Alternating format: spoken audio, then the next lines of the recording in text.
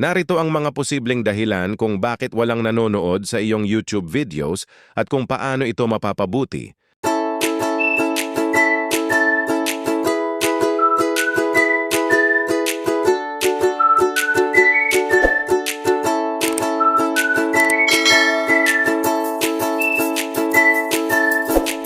Mga posibleng dahilan: mali ang SEO at metakulang sa tamang pamagat, deskripsyon, at mga tag na mahahagilap ng mga manonood.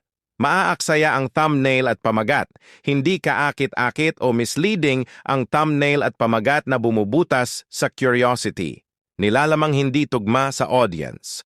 Walang malinaw na niche o target na manonood. Consistency at schedule. Hindi regular ang pag-upload o mahina ang engagement sa mga video. Quality at pacing. Mahaba o mababa ang kalidad ng audio-video o mabagal ang simula ng video. Promotion at reach.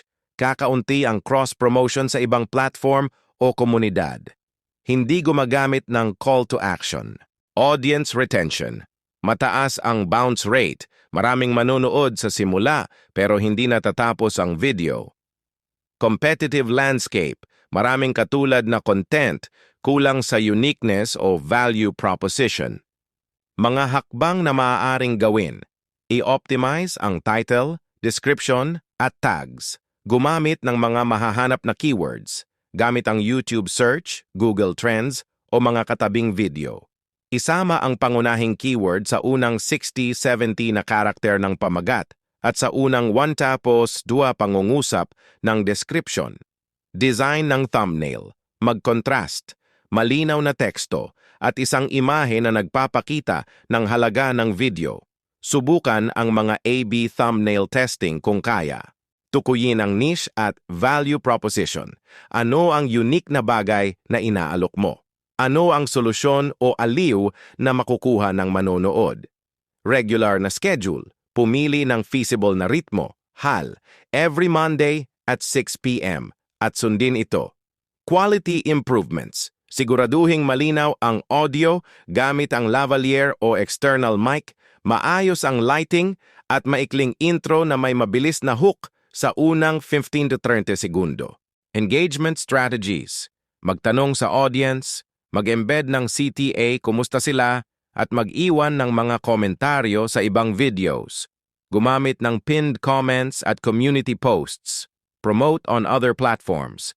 Facebook, Instagram, Twitter, TikTok, mga related forums, at communities na interesado sa niche mo. Analyze at iterate.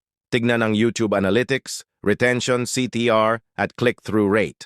Tukuyin kung aling bahagi ang may mataas, babang retention, at i-adjust. Content roadmap. Gumawa ng series o maliliit na arcs para mapanatili ang interes. Magpakita ng previews o teaser sa bawat video.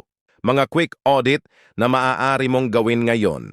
Pamagat, habaan o paikliin as needed. Siguraduhing may keyword at nakakakuha ng pansin.